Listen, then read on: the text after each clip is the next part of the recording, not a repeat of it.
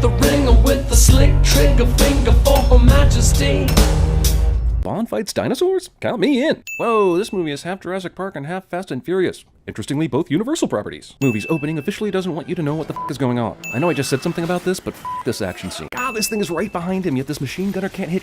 This might be the most annoying opening since cackling Blofeld in For Your Eyes Only. Is he still missing? And of course, the very first bullets Bond fires in this entire chase of failed bullets find their target perfectly and immediately, in case you confused it for Sienna Miller. Oh hey, it's that asshole from the last movie, which I only know because I'm sending them back to back and would definitely have forgotten as an average moviegoer. Did everyone forget that Bond handed Le Chiffre to Felix Leiter after the poker game, and yet somehow Felix just disappeared from the story, and Le Chiffre was free to do whatever he wanted after that? MI6 keeps hard liquor on hand in their secret prisoner interrogation prison, just in case the arresting agent has had a rough day. A lock of his hair. I wouldn't have thought Vesper the sentimental type. She wasn't, but man, it's great for your investigation, isn't it? Also, did you see the last 20 minutes of the last movie, where you two basically reenact The Notebook? We never really know anyone, do we? Accidental prescient Bill Cosby reference. But the real shame is that if she hadn't killed herself, we would have had you too. There was really no reason to cave to her request to keep Bond alive, but hey, no one didn't say Bond wasn't born with a giant lucky rabbit's foot. You really don't know anything about us. Now here's some footage of a horse race. We have people everywhere. Am I right?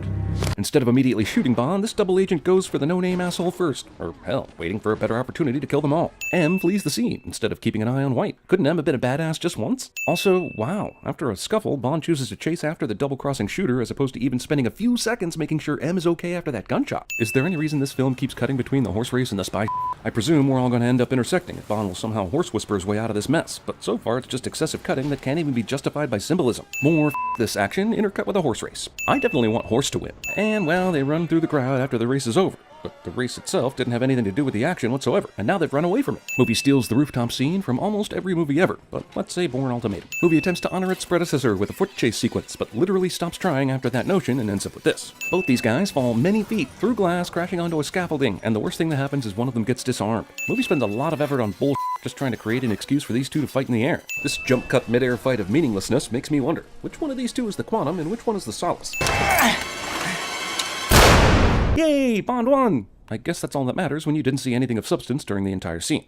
These bills were just scanned at a bank in Port-au-Prince, Haiti. A whole stack? Just now? That's amazing! Also, if you're following where Le Chiffre's money is going anyway, it hardly matters that those bills match Mitchell's bill, does it? A whole stack of those bills would have sent agents to the area anyway, right? Did it even need that connection? He's in room 325. Well, is he still there after however the long it took Bond to fly across a goddamn ocean? In case you confused it with Port-au-Prince, Prince Edward Island.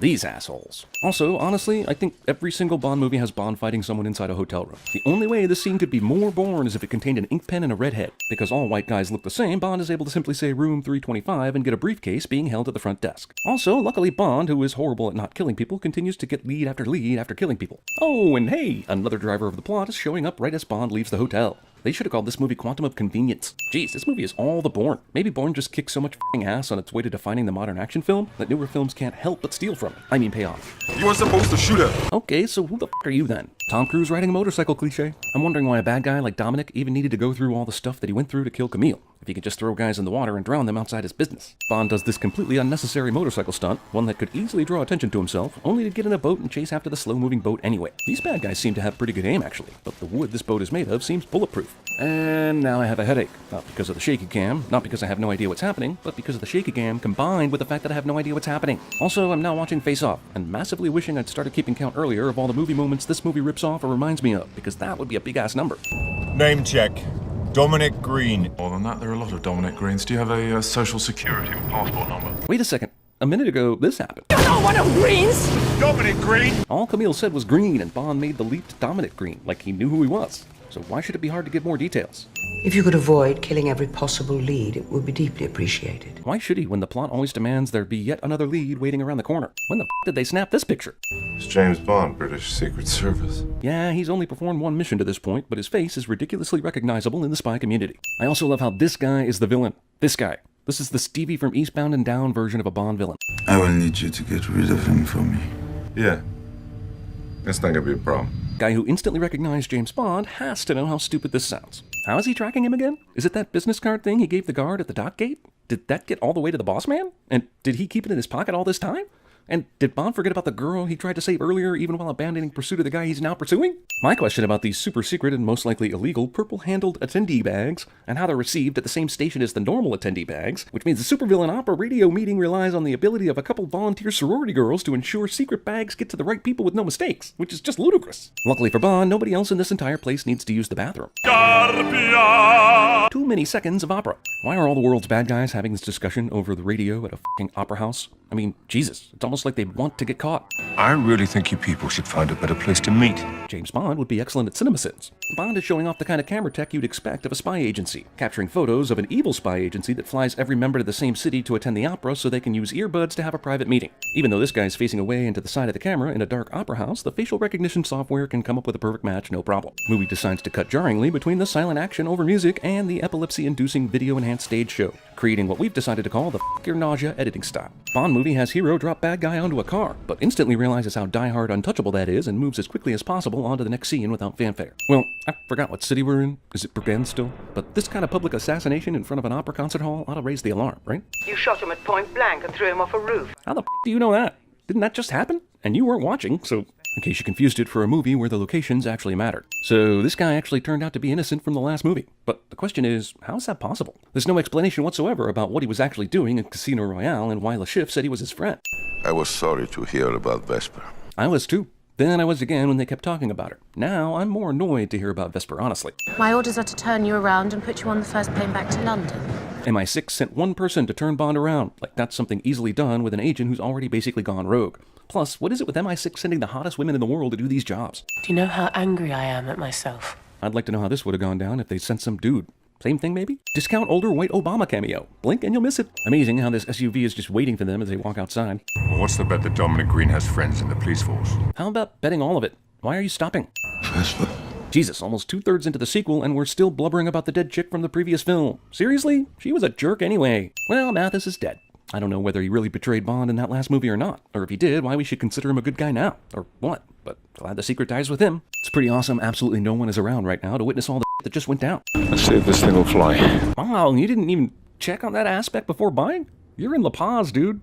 You could be ripped off on an untested plane purchase in f***ing Burbank. Just ask Harrison Ford. Wait, where did the redhead go? Sudden Fighter shoots bullets at Bond's plane, but thankfully is some kind of World War II plane that mostly sucks ass at everything. This is the quickest determination of a Bond kill without knowing all the facts in all the Bond movies. He's coming first! Well, of course he is. I mean, look at you. Oh, you meant the plane. Somehow these bullets hitting the plane regularly still take forever to bring down the plane. Only after defeating the immediate enemy does Bond's plane start giving warnings and suffering the consequences of bullets fired at it 10 minutes ago. Surprise helicopter is a surprise, lending even more confusion to yet another who gives a f*** action scene. Well, whether or not the movie wants me to, I'm now thinking about terminal velocity. Well done, movie. Yes, I am blaming you. It's not like I'm the one who made a movie reminiscent of terminal velocity. Shoot opens, then they land immediately. Sure, you can survive that. One of the most dangerous and powerful organizations We've never even heard of. At this point, how is that possible? You've got money flying all over the place with Quantum's fingerprints on it. You don't think one person would have said the name already? There are too many people involved in this organization to be this f***ing secret anymore. Also, as amazingly secret as Quantum is, I'm wondering if this is a discount Spectre. Or is Spectre a discount it? You lost somebody. Skip! Whoa, Bond is at the exact spot where Dumbledore and Harry found the Horcrux. Green isn't after the oil. He wants the water. Luckily, we landed right next to it, so we could figure this out. He's creating a drought. He'll have built others. Bond movie steals the underlying plot of Chinatown. Just after discovering the villain's plan to deprive locals of water and control the water supply, Bond and girl walk directly past a community currently dealing with said water shortage to help drive home the point. Magic Bus shows up the exact time the guy from Layer Cake and the hot chick from Oblivion arrive into town. At some point, and without my realizing it, this movie turned into the Darjeeling slumdog of Walter Mitty. What is it? Bond gets a note in the hotel lobby to run, and logically decides to go up to the room and see what's what. Is this an homage to Goldfinger? Because Goldfinger tells you to take it back. You're removed from duty and suspended pending further investigation. Well, we all know how the hero is stripped of his duty cliché works. It doesn't. Bond beats up all these dudes in an elevator while in handcuffs, which isn't so much a testament to how great Bond is, as it is to how horrible other people are in MI6. And I trust him. You do? Bond, currently being hunted down by the CIA, is able to walk out the front entrance with no problem. Watching Jeffrey Wright play little more than a cameo in the last two movies. How badass would it be to see a Felix Leiter movie starring him? This guy is too good to be playing 8th Banana in a Bond flick. Sure, Bond got a little bit of warning from Felix, but it seems like no one knows a good strategy for taking down a secret agent like Bond. They just run through one entrance and start blasting away without any stealth. The director said, hey, eat an apple in this scene because I think there might still be a few viewers who don't realize what an asshole you are. Don't need that apple anymore? Sure, give it to your assistant. Why not complete the asshole trifecta? This stealth entry is made possible by no security whatsoever, helping secret agents secret for over 70 years. All bad guys are rapists. The action scenes in this movie really deserve like 10 extra sins we haven't covered already, so... James Bond forgets how to aim for the sake of stretching the finale. A pasty banker-bodied dude will now hold his own in a fight with Bond. Oh look, Bond is climbing back up into the... You know you're in trouble when the viewer literally can't tell the difference between the two fight scenes your finale is cutting between. Wow, both Bond and the girl he's helping took the lead in their respective fights at the same time. There's so much fire and jump cutting going on, I literally don't care who wins anymore as long as it ends soon. Did this suddenly turn into House of Wax or something? This somehow makes a perfect exit for Bond to get out of this. Are we supposed to believe this guy, who is almost incapacitated, made it out of the flaming building from the 3rd floor with virtually no problem? Thank you. It's my pleasure. Ah, I see James Bond spent time as a youth working at Chick-fil-A. This movie is not yet over. Good God, I'm glad we can finally end this. Bond was in love with Vesper, and now he's got his revenge plot. Oh yeah, we forgot that. Here it is.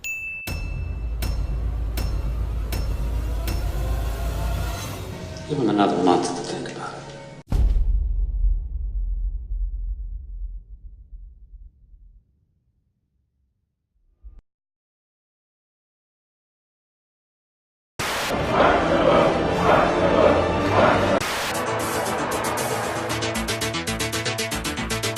She was just supposed to send you home. She worked in an office. An errand boy, sent by grocery clerks. The cliffs of insanity! My duty. Duty? You're pathetically predictable. If you try to interfere, I will kill your wife. I will kill your son. I will kill your infant daughter. We'll take the spruce moose. Hop in. But sir, I said hop in.